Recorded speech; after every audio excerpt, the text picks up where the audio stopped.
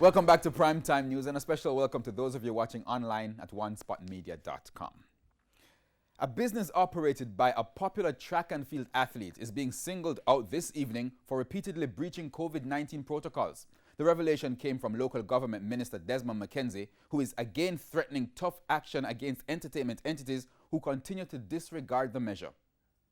In August, there was public outrage as footage of large parties and night events populated social media, despite stiff restrictions on gatherings and curfew hours. With the recent spike in COVID-19 infections and deaths, the curfew and restrictions have been extended. But with the breaches continuing, local government minister Desmond McKenzie is again talking tough.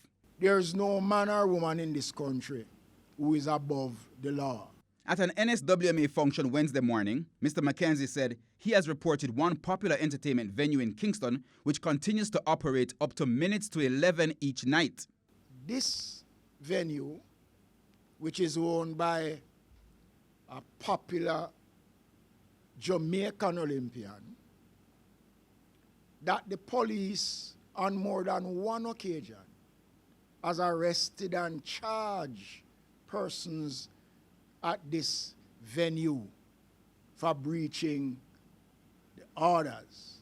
But despite, and I was told that up to recently, as Sunday, arrest was made and charges laid against certain members of the management of that entity.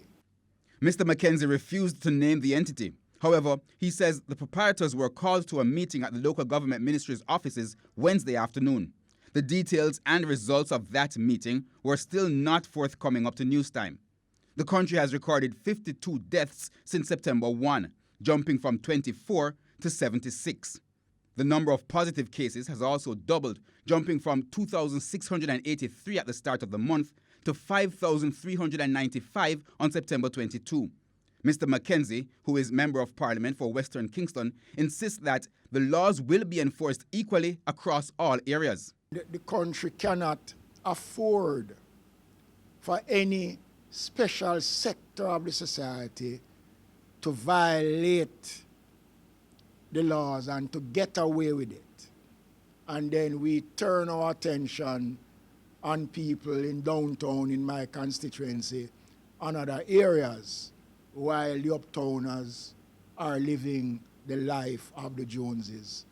The government is not going to facilitate any individual, regardless of their class, color, religion, or politics,